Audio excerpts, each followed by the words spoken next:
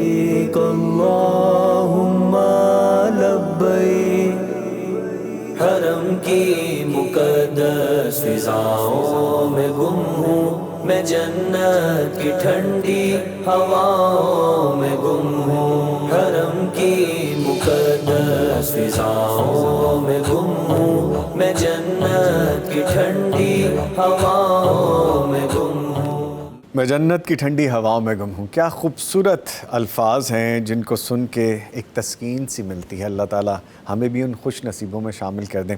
Transmission میں ایک دفعہ پھر آپ کو خوش آمدید کہتے ہیں۔ پہلے ایک لائیو کالر ہے، ان کو شامل کرتے ہیں، پھر گفتگو آگے لے کے بڑھتے ہیں۔ جی السلام علیکم۔ یہ بڑے ننھے سے کالر ہیں جنہوں نے ہماری ٹرانسمیشن کے پہلے کالر ہیں جنہیں اس عمر میں کال کر دیا۔ محمد عمران صاحب ہارون آباد سے، فرمائیے سر۔ اللہ اکبر، اب مجھے سمجھ نہیں لگ رہی ہے، اشفاق صاحب آپ ہی بتائیں گے کہ یہ سوال کیا تھا۔ جی ہلو۔ جی بھائی جان، آپ کی کال مل چکی ہے، آپ کال ملا کے کہیں چلے گئے تھے؟ نہیں۔ اچھا جی فرمائیے کیا سوال ہے آپ کا؟ جی میں محمد عمران جی بولیے محمد عمران صاحب بولیے۔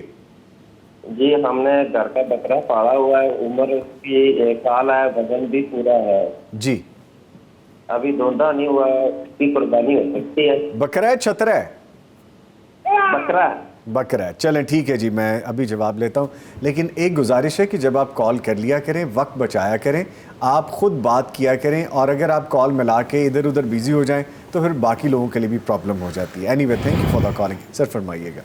بکرے کا وزن پورا ہونے کا مطلب کیا ہے؟ اب یہ ان کو پتہ ہے کہ جی وزن پورا ہو گیا، وزن میں پورا ہونا کوئی شرط ہے؟ وزن پورا ہونا شرط نہیں ہے، دھندہ ہونا شرط ہے۔ جی اللہ کے نبی صلی اللہ علیہ وسلم کو حکم ہے لا تذبحوا الا مسنہ، 2 دانتا دان جانور ہی آپ ذبح کرو، بکرے میں تو خاص طور پر۔ البتہ اگر چھترا اور دمبا ہو اور وہ 1 سال کا ہو جائے اور پلا ہوا ہو، موٹا تازہ ہو، تو اس میں اللہ کے نبی صلی اللہ علیہ وسلم نے اجازت دی بھی ہے کہ اس کو آپ کر لیں، لیکن بکرے میں دھوندا ہونا شرط ہے۔ وزن پورا ہونے کا مطلب ان کا کہنے کا مطلب ہے کہ موٹا تازہ ہے، لیکن موٹا تازہ ہونا کافی نہیں ہے، خاص طور پہ بکرے کے بکرا کا، بکرا، بیل اور اونٹ، اس میں دھوندا ہونا شرط ہے۔ ٹھیک تو ہے، دھوندا ہوگا تو قربانی کر لیں، وگرنہ اگلے سال کے لیے رکھ لیں اس کو، اگلے سال تک یہ بہترین اور بھی پل جائے گا، دھوندا بھی ہو جائے گا، تو اس وقت آپ کوئی اور جانور کر لیں۔ ٹھیک ہے ٹھیک ہے۔ اچھا سر آپ فرمائے گا کہ ماشاءاللہ بہت سی یادیں ہیں مکہ المکرمہ اور مدینہ المنورہ، بہت سے مقامات کی آپ کی اپنی سیریں ہیں، آپ کے اپنے آنکھوں دیکھے احوال ہیں، شیئر کیجئے کچھ۔ میں ایک اور چیز کا اضافہ کرنا چاہوں گا پلیز فرمائیے۔ یہ اس بات کو تقریباً کوئی 25-28 سال گزر چکے ہیں۔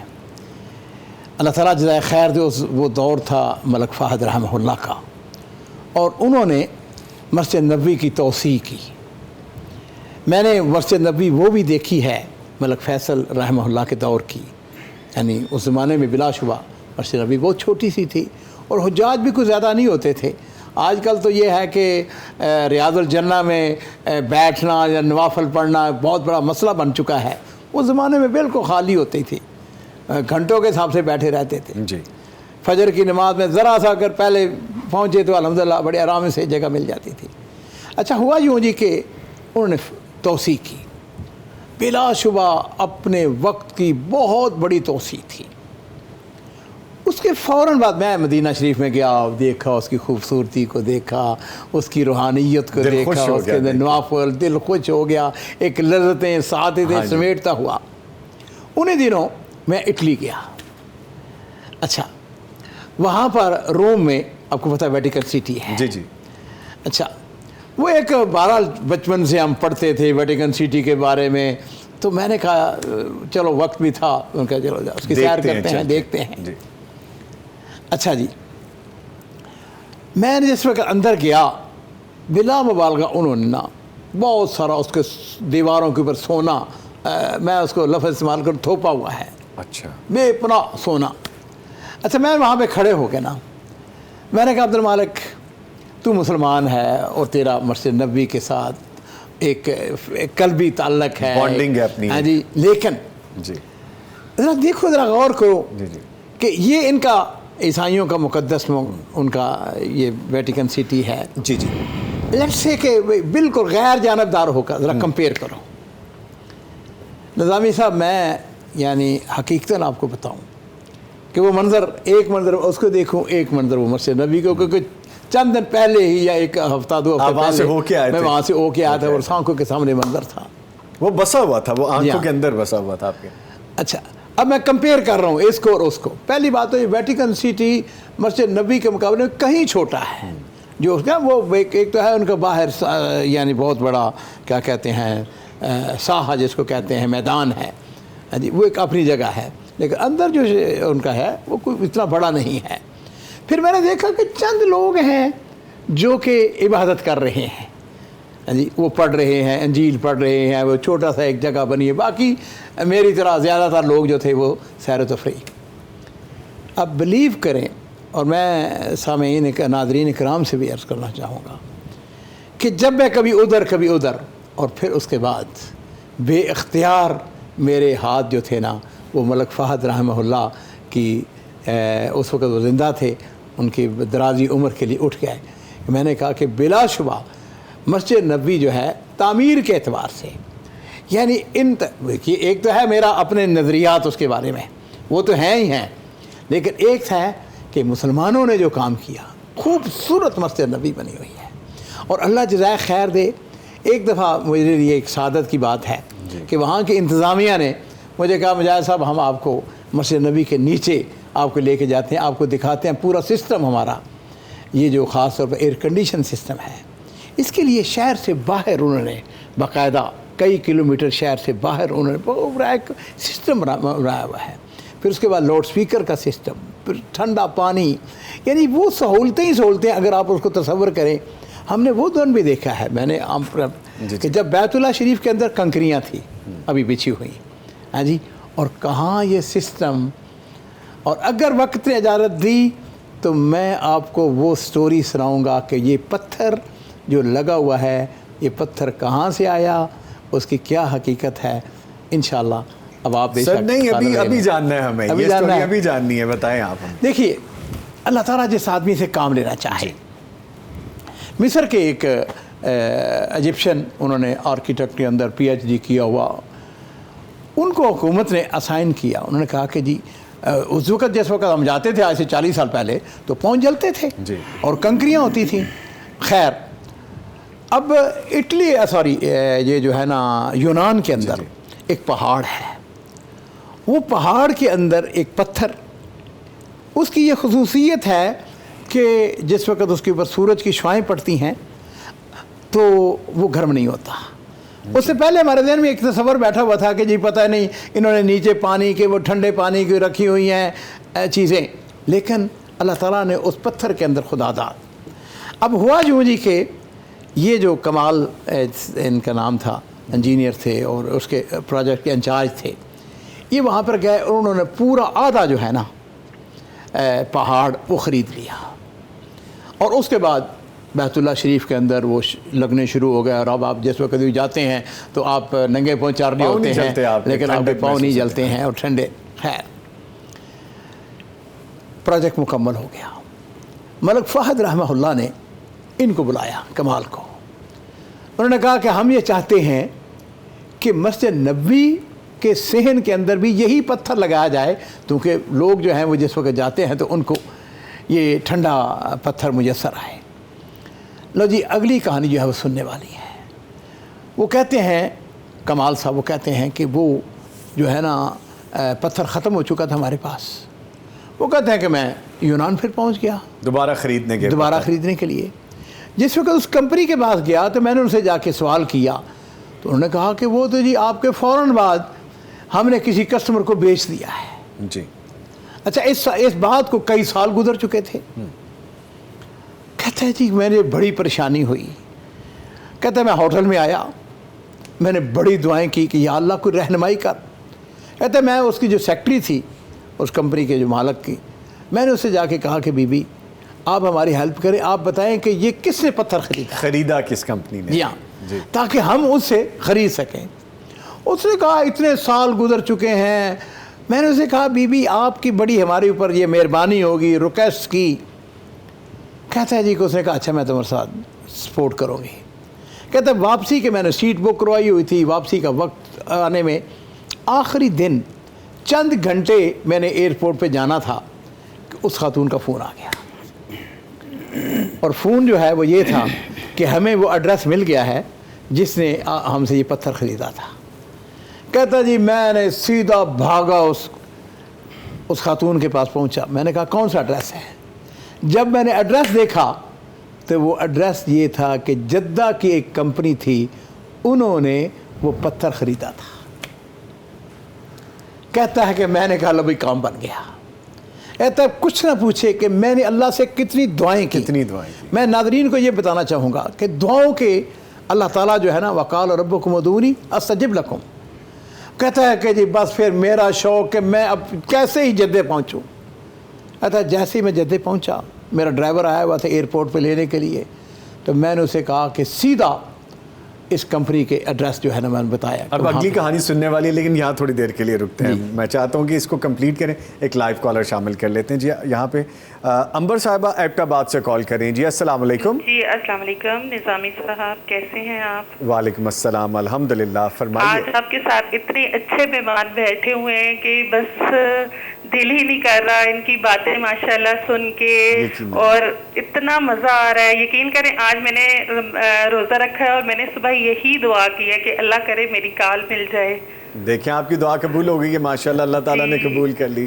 دونوں ہمارے ماشاءاللہ میں تو جتنا شکر کروں اللہ کا کہ ماشاءاللہ ہمارے ساتھ اجمل صاحب اور عبد المالک مجاہد صاحب.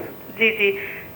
تو میرا کوشچن یہ تھا کہ ہم لوگ ایک کلاس لیتے ہیں نا ترجمہ تفسیر کی نا, ماشاءاللہ. تو میری جو کلاس ہے وہ ہماری مسجد میں ہی, مسجد کا ہال ہے نا جی, تو وہاں پہ ہم لوگ ایک کلاس لیتے ہیں. لیکن میں نے اجمل صاحب سے پوچھنا تھا کہ کیا ہم لوگ اپنے ایام میں, مخصوص ایام میں ہم وہ اپنی کلاس جاری رکھیں یا کیا؟ مسجد کا ہال ہے لیکن وہ بالکل نیچے ہے نا. ٹھیک ہے, تو یہ آپ مجھے پتہ کرتے ہیں. میں ضرور جواب لیتا ہوں. آپ کے کال کرنے کا بہت شکریہ. بڑی صاحب فرمائیے گا. اگر تو مسجد کا ہال مسجد کا حصہ نہیں ہے, مدرسہ ہے, مدرسے کا حال ہے, بوقت ضرورت اس کو نماز کے لیے بھی ایکسٹینڈ کر لیتے ہیں. مثلا جمعہ والے دن رش بڑا تو اس کو ایکسٹینڈ کر لیا, وگرنہ وہ مدرسے کا حال شمار ہوتا ہے. اور یہ محترمہ پڑھتی ہیں یا پڑھاتی ہیں تو کوئی عرض نہیں ہے, یہ سننے کے لیے چلی جائیں اس حال میں اندر. اور اگر پڑھاتی ہیں, زبانی پڑھاتی ہیں تو پھر بھی پڑھا لیں, کوئی مسئلہ نہیں ہے. لیکن اگر قرآن مجید کو کھول کر تفسیر پڑھاتی ہیں, ہاتھ میں لے کر پڑھاتی ہیں, تو پھر ان ایام میں درست نہیں ہے. اگر وہ اپنے سامنے رکھ لیں اور کوئی صفحہ الٹنے والا کوئی اور موجود ہو تو اوپر سے پڑھ کے تفسیر کرنی ہے تو تفسیر وہ کر سکتی ہیں. اور اگر یہ پڑھتی ہیں, اسٹوڈنٹ ہیں, تو پھر تو کوئی مسئلہ نہیں ہے, وہ جائیں, پڑھیں, لکھیں, جائز ہے, بشرطے کہ حال مسجد کا حال نہ ہو. اگر وہ مسجد کا ہی حال ہے تو پھر ان ایام میں مسجد کے اندر جانا ان کا درست نہیں. یعنی مسجد کے اندر آ رہا ہے اگر وہ ہال تو پھر نہیں, ادروائز باہر ہے تو پھر ٹھیک. ہاں جی ٹھیک ہے سر. بات وہاں پہ رکی تھی, جدہ پہنچ گئے. جی وہ کہتا ہے کہ جس وقت میں جدہ پہنچا تو میرا ڈرائیور لینے کے لیے آیا ہوا تھا, تو میں نے اسے کہا کہ یہ ایڈریس ہے تو سیدھے وہاں پہ پہنچو. جی اس کمپنی میں پہنچ گیا, بڑی کمپنی تھی. تو کہتا ہے میں اس کے مالک کو جا کے ملا. میں نے اسے کہا کہ آپ نے فلاں یعنی سال میں آپ نے پتھر خریدا تھا یونان سے, تو وہ کس جگہ ہے؟ اس نے کہا کہ میرے تو علم میں نہیں ہے یا. تو میں نے اسے کہا کہ آپ اپنے ذرا اسٹور سے پتہ کریں.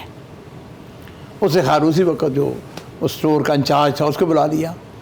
وہ کہا کہ بھائی وہ آپ نے بہت پتھر خریدا وہ کدھر ہے؟ اس نے کہا جی میں ابھی آپ کو بتاتا ہوں. جی. کہتے ہم بیٹھے, چائے وائے پی, اتنی دیر میں آ گیا. اس نے کہا یہ پتھر جو ہے ابھی تک ہمارے اسٹور میں موجود ہے. اللہ اکبر, اللہ اکبر, اللہ اکبر. کہتا ہے کہ میں نے کیا کیا, میں نے اپنے بریف کیس سے چیک بک نکالی. میں نے اس سے کہا کہ جتنے مرضی تم پیسے اس کے اوپر لکھ دو, میں دستخط کر دوں گا, یہ پتھر ہمیں چاہیے. اس نے مجھ سے پوچھا کہ اس پتھر کو کیا کرنا ہے, کیا ایسی خاص بات ہے جو اس کو ڈھونڈ رہے ہیں آپ؟ میں نے اسے کہا کہ ہم نے مسجد نبوی میں لگوانا ہے. سبحان اللہ, سبحان اللہ. نظامی صاحب اس نے चेक बुक को पीछे कर दिया। माशाल्लाह उसने माशाल्लाह। कहा तुमने मस्जिद नबी में लिखवाना है और मुझसे कहते हो कि पैसे लो। पैसे लो। उसने कहा जाओ सारे का सारा उठा के ले जाओ, अल्लाह। मैं एक पाई भी नहीं खरीदूंगा। और निज़ामी साहब ये दुनिया में एक ही पहाड़ था उस वक़्त तक, वो आपने अगर कोई दरियाफ्त हुआ उसका मुझे इल्म नहीं है, जिसको अल्लाह ताला ने ये खुसूसियत दी थी कि ये पहाड़ जो है इसके पत्थर वो गर्म नहीं होता है।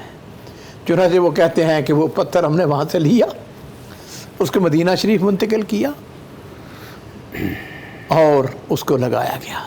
आज वो पत्थर है वहाँ पे, वो पत्थर है जो मौजूद है। और आप ये अंदाज़ा करें उस शख्स की खुशकिस्मती के, खुशबख्ती के, जिसने मुंह मांगे पैसे ठुकरा दिए। उसने कहा तो नहीं, मैंने क्या करना है? मैंने क्या करने, मैंने क्या करना। मेरी इससे बड़ी सादत क्या है।